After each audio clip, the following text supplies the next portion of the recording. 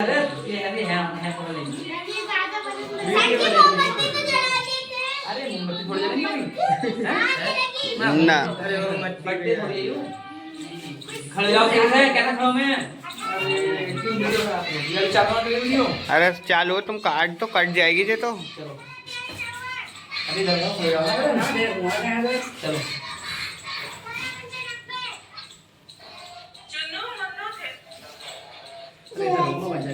काटो तो सुनो तो वीडियो सही से बनी हो ना सबकी आएगी। मेरे में तो सही ना आ रही है। अरे वीडियो बनाओ जिसके चाहिए डाल देंगे। अरे पैकेज में आ जाए। इधर देखो इधर सामने देखो सामने। चलो लो एक अब अपने हाथ से लो तुम पकड़ो थोड़ा थोड़ा काट के दो काटो लो अब सब लोग घुमा दे रहा है ना वीडियो लो इतनी जरा जल्दी आओ तुम आ जाओ पकड़ो इन हाथ में अब मैं काट के दे दूं कोई दिक्कत नहीं। देखो ओए बच्चों बेटा ये एक त्योहार है। क्या है ये एक त्योहार। एक तरीके से जैसे हम हर धर्म में हर जाति में एक त्योहार मनाया जाता है वैसे ही एक त्योहार है। और ये त्योहार जो है विशेषकर किस धर्म में मनाया जाता है पता है आप सबको? बताओ किस धर्म में मनाया जाता है? ये ईसाई धर्म में मनाया जाता है। ये किसमें? ईसाइयों के धर्म में ईसाई लोग जो है इसको बड़े धूमधाम से मनाते हैं। ठीक है तो अब ये जो हमारे भैया हैं ये तुम्हें क्या है थोड़ी सलाह देंगे स्पीच देंगे थोड़ा तुम्हें समझाएंगे आप इन्हें समझाओ। जिस प्रकार से हर धर्म में एक त्योहार अपना मनाते हैं लोग जैसे कि हम हिंदू धर्म में हमारी क्या दीपावली है होली है और भी अन्य त्योहार हैं हम उसको भी मनाते हैं। ठीक है बड़ी धूमधाम से खुशी के साथ मनाते हैं। ऐसे ही हमारे चार धर्म में चार धर्मों के अनुसार अगर हम बात करें तो ये जो क्रिसमस डे है हमारा क्या है क्रिसमस डे जो ईसाई धर्म में ही मनाया जाता है बड़ी धूमधाम से के साथ। वो ईश्वर को मानते हैं। किसको मानते हैं? ईश्वर। हमारे ईश्वर देखिए मुस्लिम धर्म में वो अल्लाह को मानते हैं कुरान को मानते हैं।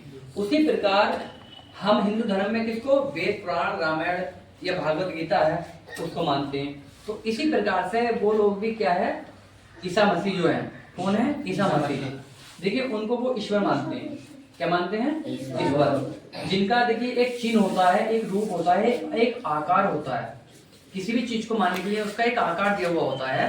तो ये एक वृक्ष के रूप में है। इसको हम एक वृक्ष भी आपने देखा होगा कि साइडों में कहीं पेड़ भी देखे होंगे इस टाइप के पेड़ भी होते हैं वृक्ष होते हैं देखें वो इसी टाइप से बने होते हैं। लेकिन ये देखिए सबसे अच्छी बात तो ये है कि वो ईश्वर के रूप में इन्हें मानते हैं। समझ लो कौन मानते हैं? ईसाई। कौन मानते हैं? ईसाई। ईसा मसीह जो थे वो एक प्रकार के एक महान पुरुष थे। सुना है जितना मैं जानता हूँ जितना मुझे पता है कि वो उनकी याद में या कहूँ उन्हें एक ईश्वर के रूप में अपना मानने लगे हैं और उनकी क्या है पूजा आराधना करते हैं। ठीक है तो देखिए ये खड़े हैं इनके सहयोग से आपका ये दिन आज का शुभ दिन अच्छा मनाया गया है। ठीक है और आप सब ये जो सलाह देंगे आपको कि हमें किस प्रकार से हर धर्म में एकता के साथ रहना चाहिए और हमें त्योहार तभी अपने प्यार मोहब्बत से एकता के साथ मनाने चाहिए। ऐसा नहीं है कि किसी का कोई त्योहार है तो उसका हमें ऐतराज उठाना चाहिए या हमें भेदभाव करना चाहिए। ना ही तो हमें भेदभाव करना चाहिए किसी के त्योहार का किसी के धर्म का किसी जातिवाद का कोई भेदभाव नहीं करना चाहिए। हमें भाईचारे के साथ एकता के साथ हर त्योहार को मनाना चाहिए। जहाँ पे ये अगर आप इस चीज को समझ जाओगे तो आपको लगेगा कि हाँ ठीक है हम एक हैं एक थे एक हैं और एक रहेंगे। क्योंकि देखो ईश्वर एक था और एक है और एक ही रहेगा। ईश्वर एक था एक है एक ही रहेगा।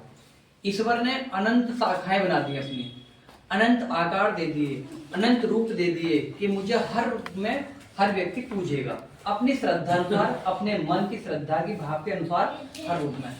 देखिए मानने को तो देखो राम और रहीम अलग नहीं है। मुस्लिम धर्म में राम मुस्लिम धर्म में रहीम और हमारे हिंदू धर्म में राम भाई है तो एक ही। त्योहार सबके बढ़ गए हैं धर्म बढ़ गए हैं बिरादरी कास्ट बढ़ गई हैं। तो क्या है उसी बात को लेते हुए हमें इन सब बातों को ध्यान में रखते हुए सोचते हुए बस ये याद रखना है कि त्योहार किसी का भी है उसको प्यार से मोहब्बत से सब मिलकर बनाए तो बेहतर है। किसी भी प्रकार का जातिवाद, किसी भी प्रकार का भेदभाव नहीं करना चाहिए हमें, ठीक है। तो हम उनकी याद में ये त्योहार मनाते हैं जो वो ईश्वर के रूप में वो आज भी पूजे जाते हैं ईसाई धर्म में, ठीक है। तो ये आप सभी इस बात का ध्यान दें, ठीक है। और बाकी ये देखिए, आपको पढ़ाई के बारे में थोड़ा क्या है सलाह देंगे। क्या देंगे? सलाह देंगे। वीडियो बना लो, सलाह देंगे, ठीक है। क्या देंगे? सलाह। कि ये आपको सलाह देंगे कि आपको किस तरीके से अपने क्या है रहन सहन, पढ़ाई में किस तरीके से अपने परिवार में, अपने घर में रहना है, किस तरीके से आपको मेहनत करनी है, पढ़ाई पर ध्यान देना है विशेषकर। आप पढ़ाई के बारे में अपने अंदर से डर निकाल के किसी के सामने जाना और कोई सही डायरेक्शन में उसको सलाह देना कोई पाप नहीं है, कोई गलती नहीं है, कोई बुराई नहीं है। हम छोटे से बड़े होते हैं तो उसी प्रकार हम छोटी बातों से ही आगे बढ़ते हैं, छोटे काम से ही बड़े काम करने सीखते हैं। तो आप आज यहाँ खड़े हो, आप बच्चों के सामने खड़े होकर उन्हें स्पीच दे रहे हो, तो आप वो यहाँ से सीख के जा रहे हो जो एक बड़े स्टेज पे जाकर आप कुछ अच्छा भाषण दे सको, एक अच्छी सलाह दे सको, ठीक है। बड़े होते हैं तो कुछ सीख नहीं मिलता जहाँ जाते हैं। यहाँ बच्चे नहीं आ रहे, कुछ दिख रहे, जो भी आ रहे हैं वो सीख के कुछ आ रहा भाई।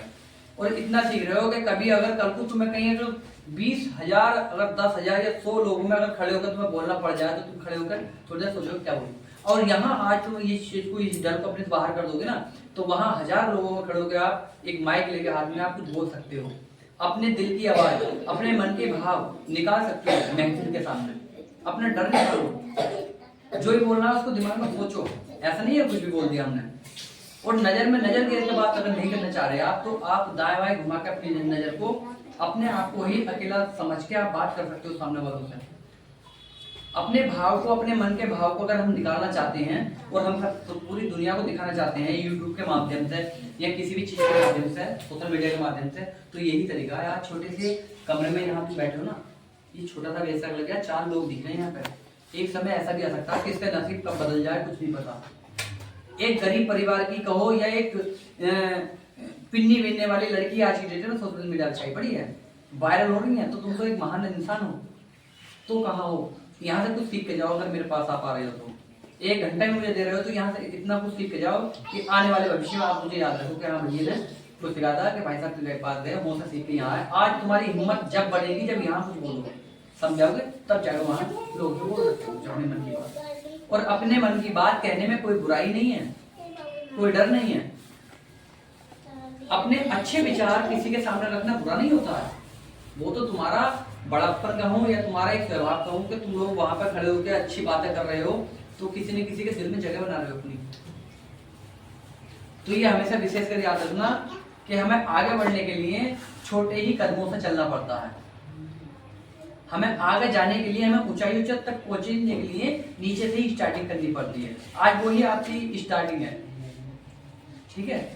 आज वही आपकी शुरुआत है।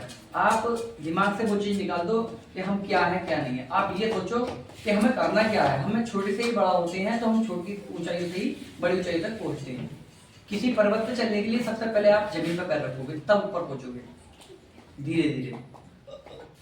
तो इस चीज को आप देखो। अब आप इन बच्चों को सलाह दे रहे हो, अच्छी बात है, बहुत अच्छी सलाह आपने दी है कि आपको पढ़ाई पर ध्यान देना है, आपको अपने शिक्षा के माध्यम से आगे बढ़ना है, अपने जितना भी हो सके अपने कैरियर पर ध्यान देना है। सबसे मेन पॉइंट है कि अपने माता पिता का मान सम्मान इज्जत करनी है सभी बच्चों को, ठीक। जितने भी छोटे बच्चे हो, जितने भी बड़े हो, सभी के लिए एक सीख है, सबक है कि हमें क्या करना है। बेटा हमें अपनी तैयारी अच्छे से करनी है, पढ़ाई करनी है, और हमें दूसरा ये शिक्षा का माध्यम बनाना है कि हम अगर पढ़ रहे हैं तो हमारे अंदर संस्कार होना बहुत जरूरी है। अगर संस्कार हमारे अंदर है तो हमारी पहचान बनती है कि हम पढ़े लिखे हैं ही। अगर एक अनपढ़ आदमी भी अगर संस्कार लेकर जी रहा है तो वो कह नहीं सकते आप ये पढ़ा लिखा नहीं है, वो पढ़ा लिखा माना जाएगा, ऐसा नहीं है।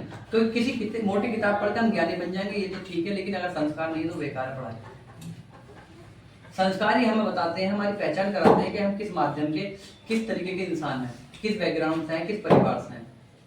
और अपने माँ बाप का नाम रोशन करने के लिए, पहचान बनाने के लिए सबसे पहले हमें अपने संस्कारों को साथ लेना पड़ेगा, तब हम कुछ कर पाएंगे। समझ रहे मेरी बात? आप छोटी सी चीज से ही आगे बढ़ोगे, बड़ी चीज से आगे बढ़ नहीं पाओगे एकदम। छोटी छोटी चीजें जब हम सीखते हैं ना, उन छोटी छोटी चीजों को जब हम जोड़ते हैं तब एक बड़ी चीज बनती है। एक एक रुपए को जब जो होते हैं जब 100 का नोट तैयार होता है। ये बात हमेशा याद रखना, कहाँ मैं बोल रहा हूँ, छोटी छोटी चीजों से ही बड़ी चीजें तैयार होती हैं। तो आप आज जहाँ खड़े हो यहाँ आप लोग सही से बोलना सीख गए, तो आप ये याद रखना कि अगर कहीं महफिल में अगर डीएम साहब कोई बड़े बड़े अधिकारी हैं और आपको वहां बुलाया जा रहा है तो आप नहीं डरोगे और आप वो अच्छा कर दिखाओगे जहां आप उन अधिकारियों के बीच, उस जनता के बीच अपनी वैल्यू बना सकते हो, अपने आप को खरा निखार सकते हो। तो ये चीज आप सीख के चलो यहीं से सीख, ये स्टार्टिंग है, ये पहली सीढ़ी है और पहली सीढ़ी चलना बहुत जरूरी होता है आगे बढ़ने के लिए। आप पहली सीढ़ी छोड़कर 2-4 सीढ़ी ऊपर जाओगे तो शायद गिरने का भी चांस है। तो ऐसा गलती ना करना है ऐसी आप। तो आप सीखो यहाँ से कुछ और सीख के ही आप कुछ आगे दिखाओ समाज में, परिवार में, घर में, ये दिखाओ अपने परिवार में, सब में कि हम कुछ सीख रहे हैं कहीं से। ठीक है, तो आप सभी बच्चों को भी ये बात हमारी याद रखनी है। ठीक है बेटा, कि घर पे पढ़ाई करनी है, जैसा माता पिता कहते हैं वैसा कार्य करना है, वैसा ही काम करना है, वैसे ही रास्ते पे चलना है। ऐसा नहीं है कि आप अपनी इच्छा अनुसार या किसी दूसरे के बहकावे में आके काम करोगे। कोई गलत कदम नहीं उठाना है, केवल पढ़ाई पे ध्यान देना है। जैसा हम तुम्हें समझा रहे हैं वैसा मानोगे तो बेहतर है। त्योहार तो ये आज हो गया, फिर कल, फिर अगली बार फिर चले जाएगा, है ना, फिर अगला आएगा, ये तो एक अलग चीज है। सही है, तो ये चीज सीख के चलो भाई। मैंने इसलिए नहीं बुलाया तुम्हें कि मैं मेरा टाइम भी खराब रहा है, ठीक है, मुझे भी बहुत काम है, लेकिन मैं चाहता हूँ कि मेरा अपना काम रोक के मैं आपको भविष्य के बारे में सोचूं तो बड़ा अच्छा बेहतर रहेगा। सब कुछ पैसा, सब कुछ समय खराब करना ही नहीं, लेकिन थोड़ा सोचना भी है। समय अगर खराब करते हो, समय की वैल्यू समझनी चाहिए। समय खराब हो रहा है, क्यों हो रहा है, इसका इस्तेमाल कहाँ करना है समय का। हमें समय की वैल्यू समझना हमारे लिए बहुत बड़ी बात है। और जिसने समय को पहचान लिया ना, तो मैं समझता हूँ कि वो कहीं ना कहीं बहुत आगे बढ़ने की स्थिति में है। क्योंकि समय हमें सिखाता है कि आप किस महान और किस उद्देश्य से, महान उद्देश्य से आप आगे बढ़ना चाह रहे हैं। तो समय का सदुपयोग करना चाहिए, समय के साथ आगे बढ़ना चाहिए, समय के साथ ही बदलना चाहिए। परिवर्तन जो है समय के अनुसार ही करना चाहिए। ठीक है, तो अब आप सभी पढ़ाई पे ध्यान दोगे। ठीक है, मेरी ये प्रेरणा है आप सबके लिए। ठीक, ओके, ठीक है।